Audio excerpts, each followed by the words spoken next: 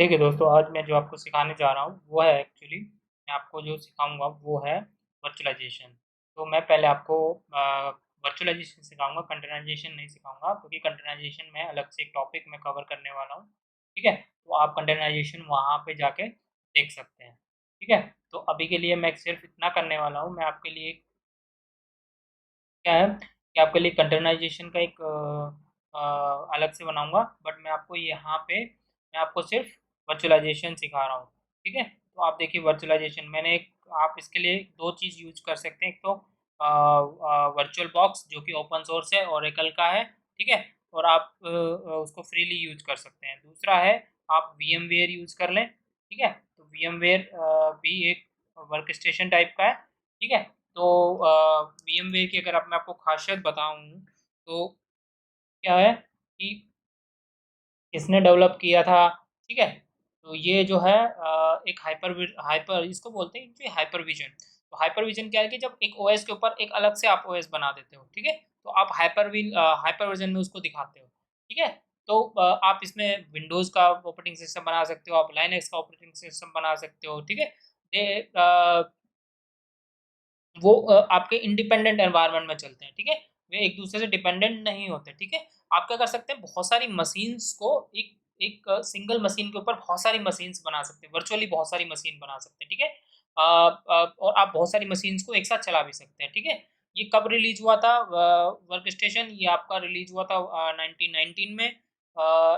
ठीक है, आपका इसमें प्रोग्रामिंग जो लैंग्वेज होती है C++ यूज हुई थी। ठीक है, डेवलपर कौन थे? VMware थे और डेल थे। ठीक है, ये फ्री है। ठीक है, फर्मवेयर का है, कमर्शियल लाइसेंस का लगता है। ठीक है, ऑपरेटिंग सिस्टम इसमें विंडोज लाइनक्स पे सपोर्ट करता है। ठीक है, तो आप अब इसका जो स्टेबल रिलीज आया है वो कब आया है?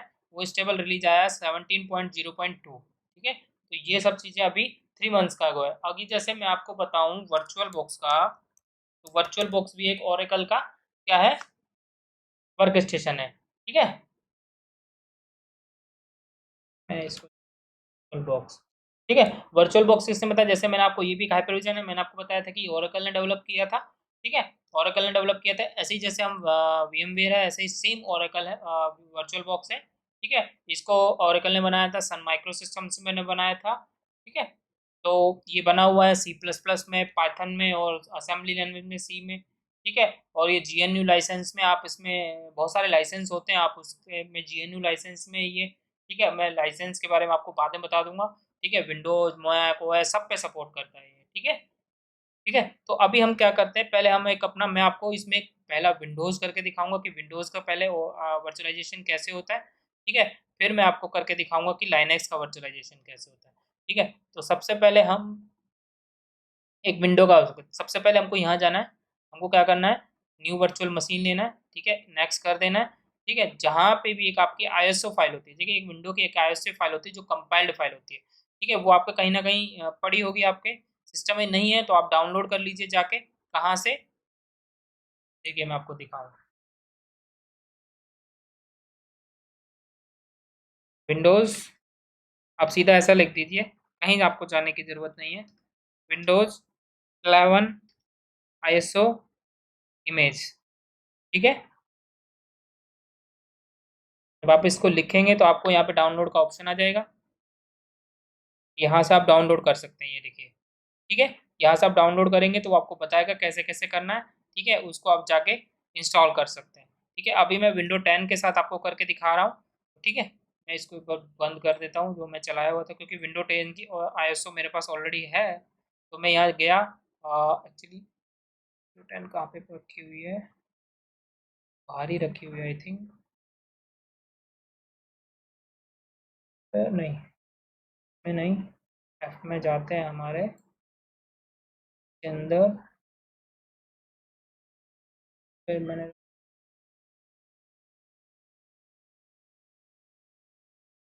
तो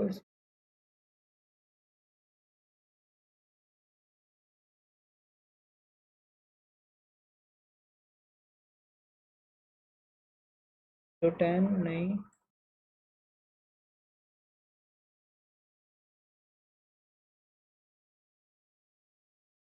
फिर नहीं,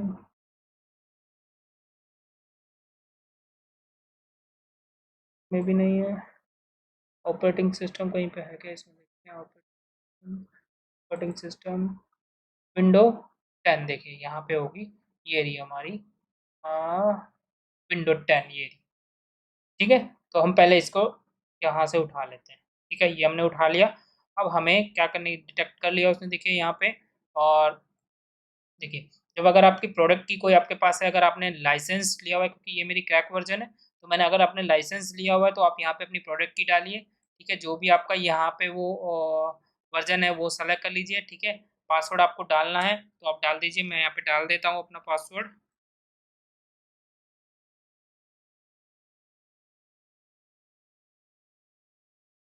ठीक है, देखिए मैं अपना पासवर्ड डाल रहा हूँ इसके अंदर। ठीक है, मैंने किया नेक्स्ट। देखिए ये अपने आप इसने इसका मशीन का नेम दे दिया। आप यहाँ पे दे सकते हैं मेरी, जैसे मान लीजिए मेरी टेस्ट मशीन। ठीक है, टेस्ट मशीन मैंने किया, और मैंने इसको दे दिया, मान लीजिए आप जो भी देना चाहें 50 दे दीजिए। ठीक है, देखिए ये क्या कह रहा है, स्टोर इनटू मल्टीपल डिस्क। और जो ये है, ये आपका क्या कहता है, देखिए मैं आपको जो इसके बारे में थोड़ा बता देना चाहता हूँ। ठीक है, तो ये आपका कहता है कि, ठीक है, देखिए ये क्या कहता है, virtual disc into multiple files. ठीक है, store virtual disc on single files. ठीक है, देखिए अगर आप अपनी जो डिस्क है उसको दूसरे वर्चुअल मशीन पे भी ले जाना चाहते हैं। ठीक है, तो तो आप ले जा सकते हैं। ठीक है, बस अगर जब आप स्टोर करने वाले हैं एक सिंगल डिस्क के ऊपर, तो ये सिर्फ आपकी ही डिस्क के ऊपर चलेगा।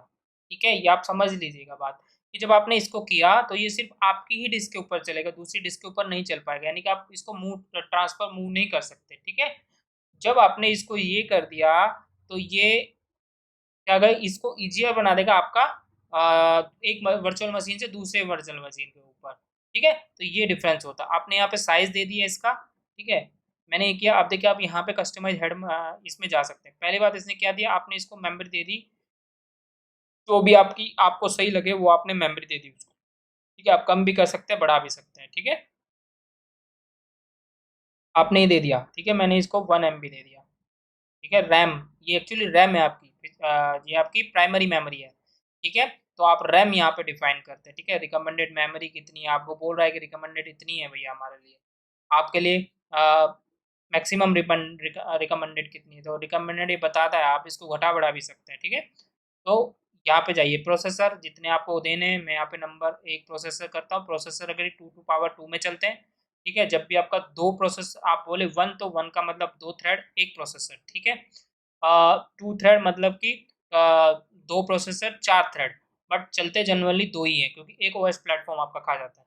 ठीक है, तो आप 2 के मतलब 2 ही थ्रेड समझिए। ठीक है, ऐसे आपके 2 to the power में चलते हैं वो, 2 to the power 0, 2 to the power। आप इसमें देखिए, आप वर्चुअलाइजेशन इंजन यूज कर सकते हैं, कौन सा वर्चुअलाइजेशन इंजन आपको यूज करना है। ठीक है, तो वर्चुअलाइजेशन के पीछे एक इंजन चल रहा होता है, आप देख सकते हैं कि कौन सा वर्चुअलाइजेशन इंजन आपको यूज करना है इसके अंदर। ठीक है, अब आपको ये देखिए, ये आपको बोल रहा है कि आपको कोई फिजिकल डिवाइस से उठाना है, आयो जो सिस्टम आपका जो आईएसओ फाइल है उस फिजिकल सिस्टम से उठाना है, या फिर आपका आईएसओ इमेज होगा। अब देखिए इसमें मैं आपको बताता हूँ नेटवर्क अडेप्टर क्या होता है।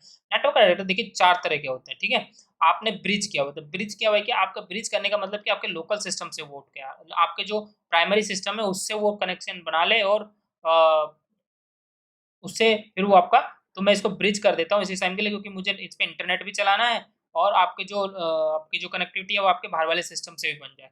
नेट क्या होता है कि ये सिर्फ नेट क्या करता है कि जो इंटरनली आपका एक आपने एनवायरनमेंट बनाया हुआ है, सिर्फ वहाँ पे आपका नेटिंग हो जाती है, कि आपके इंटरनल नेटवर्क में आपने एक नेटवर्क बना रखा है, बस वहाँ पे ही आप में मशीन शेयरिंग होती है। ठीक है, होस्ट ओनली मतलब कि ये कहीं से कोई कम्युनिकेट नहीं करेगा, एक इंडिपेंडेंट होस्ट की तरह ये काम करेगा। ठीक है, आपको वीएम, ठीक है, आपको कोई वर्चुअल नेटवर्क बनाना है, यानी कि आपने कोई अपने सिस्टम पे वर्चुअल नेटवर्क बनाया हुआ है, उस नेटवर्क के अंदर इस सिस्टम को डालना है, तो आप वहां पे डाल सकते हैं। लैन सेगमेंट, यानी कि कोई लैन आपके सिस्टम पे चल रही है, तो उस लैन के अंदर आप डाल सकते हैं। ठीक है, ये आप एडवांस फीचर तो आप देख ही सकते हैं कि इसमें केबी बैंडविड्थ कितनी होगी, केबीपीएस कितना होगा। ठीक है, इनकमिंग कितनी होगी, आउटगोइंग कितनी होगी, पैकेट लॉस कितना होगा, लेटेंसी कितनी आएगी, वो सब चीज़ें इसके अंदर है। लेटेंसी मतलब कि जब लेटेंसी आपका ये होता है कि जब एक बार आपका आपका जो रिक्वेस्ट है वो सोर्स टू डेस्टिनेशन और destination to return back to latency, sorry return back to source, this is the latency. वो कितना टाइम में ये आपका कम्युनिकेशन करके वापस आ जा रहा है, ठीक है, और उसमें कितना पैकेट लॉस हो रहा है, कितना सिस्टम आपका जो कितना डेटा है वो आपका सो डेस्टिनेशन तक पहुंच रहा है और डेस्टिनेशन से डेटा वापस हो सकता है, तो वो पैकेट लॉस होता है, ठीक है।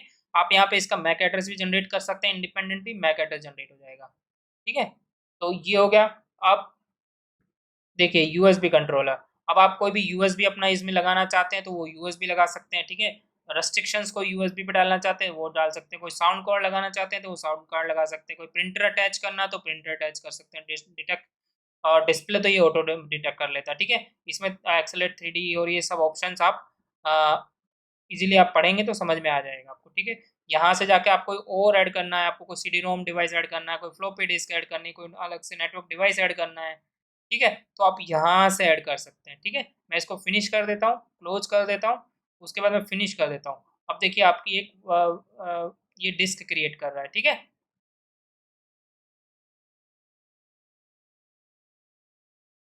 एक मिनट बैक करता हूँ, बैक का, हाँ, ठीक है, ये ठीक है। मैंने सोचा कि इसको सिंगल तो नहीं मैंने कर।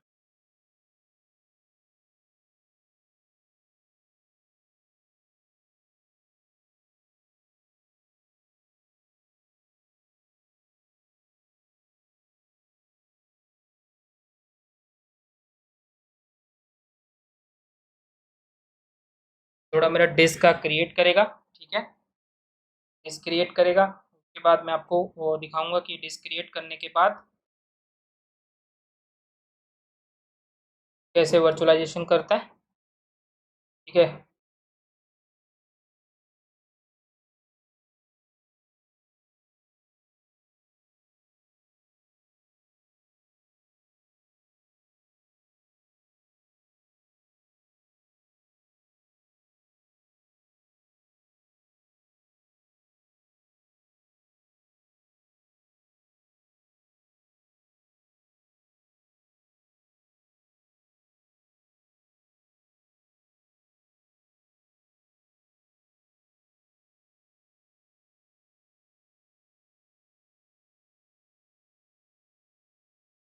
देखिए ये अब आपकी, मैं देखिए अब मैं आपको एक चीज़ और दिखाने वाला हूँ।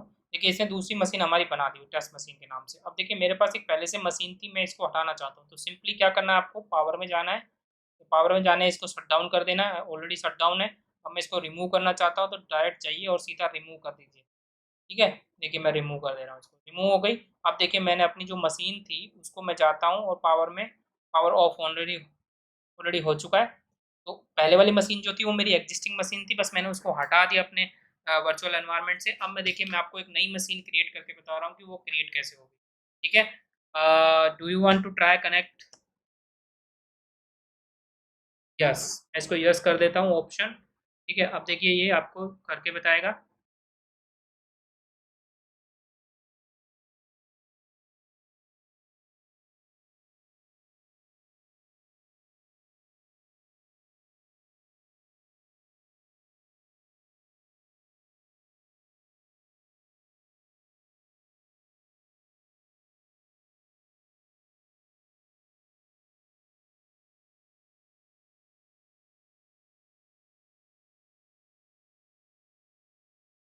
देखिए मैं यहाँ पे जाके मान लीजिए इसे सेलेक्ट कर देता हूँ, नेक्स्ट कर देता हूँ, मैं विंडो प्रो ही डाल लेता हूँ,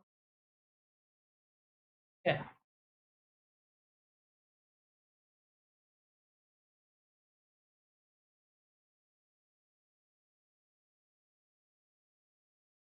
गेम इंस्टॉल होगा, थोड़ा टाइम लेगा, अपने के लिए हम विंडो पॉज कर देते हैं, ठीक है।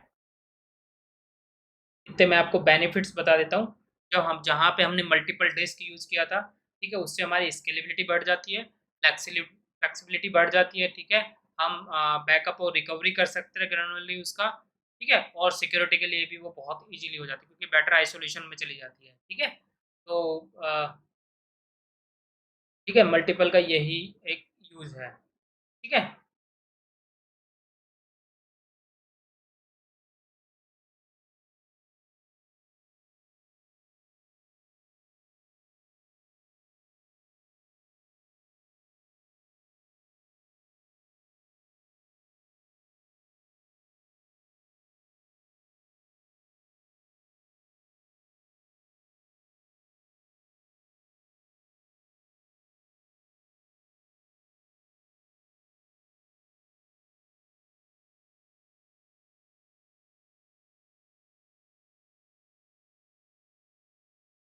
एक बार इंस्टॉल हो जाए मैं आपको दिखा दूंगा।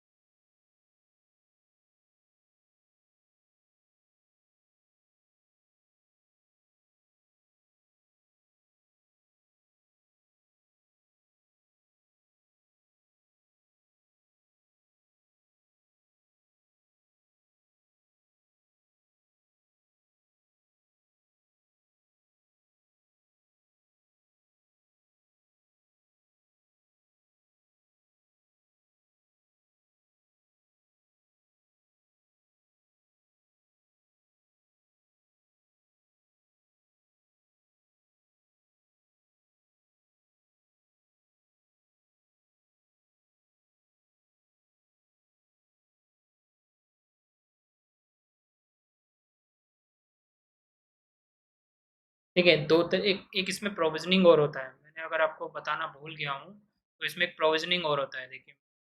देखिए, चलिए इसमें आ नहीं रहा होगा। ठीक है, जब भी आप ELXI सर्वर और वो सब डालेंगे तो वो भी एक VMware का ही ऑप्शन होता है। ठीक है, तो जब भी आप प्रोविजनिंग होता है इसमें, देखिए एक होता है थिन, एक प्रोविजनिंग, एक थिन प्रोविजनिंग। थिक प्रोविजनिंग क्या होता है कि जो आपने एक बार डिसाइड कर दिया वो ही रहेगा।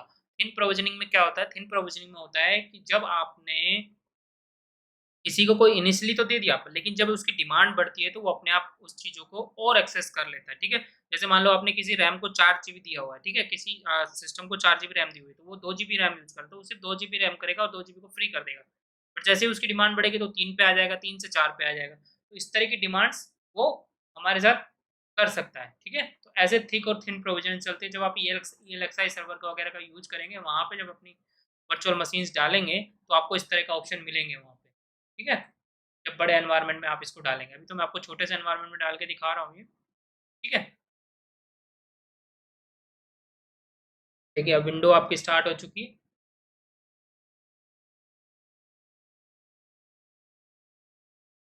रेडी हो रही है विंडो।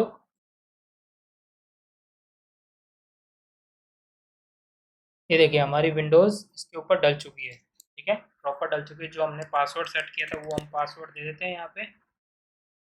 ठीक है, मैंने दिया एंटर। मैं पहले जाके इसकी आईपी देख लेता हूँ कि आईपी क्या है।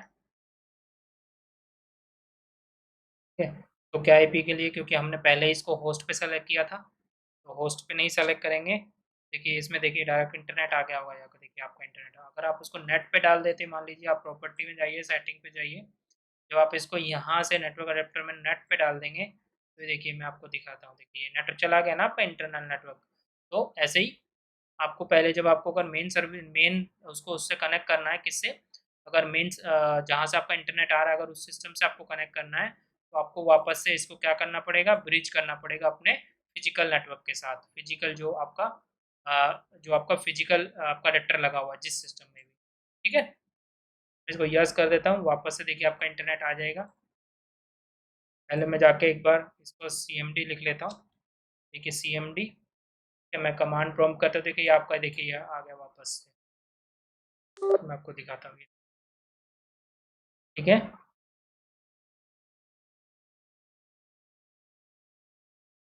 ये आपका नेटवर्क कनेक्टेड आ गया। अब मैं, देखिए मैं इसको लिखता हूँ IP कॉन्फ़िग। ये देखिए आपको एक IP बताएगा, 1.8 IP इसको मिली है। देखिए मैं आपको इसको इसमें बता देता हूँ। आईपी नेटवर्क क्या होता है, जो एक सिस्टम का यूनिक आईपी एड्रेस होता है। सबनेट मास्क क्या होता है कि जिस नेटवर्क में वो एग्जिस्ट कर रहा है, ठीक है। जैसे ये इसके नेटवर्क बिट्स हैं, ठीक है, ये इसकी नेटवर्क बिट्स है और ये होस्ट बिट्स है। तो ये कहाँ से कहाँ तक चलती है, 0 से 255 तक चलेगी। 256 सिस्टम होते हैं, ठीक है। तो ये आपका जो गेटवे है, यानी कि आपको आगे कहाँ जाना है, ठीक है, ये आपको बताता है कि ये आपको कहाँ जाना है आगे, ठीक है, आगे आपको किस तक जाना है, वहाँ से आप आगे जा सकते हैं, ठीक है। ठीक है, तो मैं इसको बंद कर देता हूँ। ठीक है, पहले मैं इसका आरडीपी और ऑन कर देता हूँ, तो मैं आपको ये सारा पता लग जाएगा कि आरडीपी चलता कैसे। मैं अगर यहाँ पे गया, आपको अगर इसका एमएसटीएससी या आपको रिमोट डेस्कटॉप लेना है इसका, तो आप इसके मैनेज में जाइए या इसके आप प्रॉपर्टीज़ में चले जाइए, माई कंप्यूटर पे क्लिक करके, ठीक है, एडवांस सेटिंग कीजिए। ठीक है, इसमें एक देखिए आपको रिमोट का दिखेगा, आप यहाँ से अलाउ कर दीजिए इसको, ओके कर दीजिए। अब आप अपनी बेस मशीन पे आइए, ठीक है, यहाँ पे आप लिखिए MSTSC, ठीक है। अब देखिए ये आपको 8 बता रहा है, तो आप यहाँ पे कनेक्ट करेंगे, देखिए आपको ये आपको यहाँ से रिमोट मिल जाएगा इसका। तो लग रहा है ये कनेक्ट नहीं कर पाया है, इसको देखिए ये आ गया आपके पास। ठीक है, अब यहाँ पे अगर आप पासवर्ड देंगे इसको, मान लीजिए मैं इसको पासवर्ड दे देता हूँ अपना, ये देखिए। अब इस सिस्टम के ऊपर देखिए, जिस सिस्टम पे हमने आईपी सेट किया था वो आपके पास आरडीपी आ गया। अब यहाँ पे आप कुछ भी कर सकते हैं। आप देखिए ये देखिए ये रहा, जहाँ मैंने आईपी लिखा था ना, अच्छा मैंने हटा दिया वो। देखिए मैं आपको चला के भी दिखा देता हूँ। ठीक, चला, यहाँ पे मैं लिखता हूँ CMD। देखिए मैं आपको वैसे तो आपको दिख ही रहा होगा ऊपर की मैंने 1.8 को पिंग किया है, तो 1.8 ही आएगा। देखिए CMD, सॉरी, IP कॉन्फ़िग, ठीक है, क्या आया, कॉन्फ़िग, देखिए 8 आया, वही देखिए वो वाला 8 आया था। ठीक है, तो इस तरह से आपका विंडोज इंस्टॉलेशन होता है। अब मैं आपको लाइनक्स का अगले नेक्स्ट वीडियो में आपको लाइनक्स का इंस्टॉलेशन करके दिखाऊंगा। ठीक है, थैंक यू।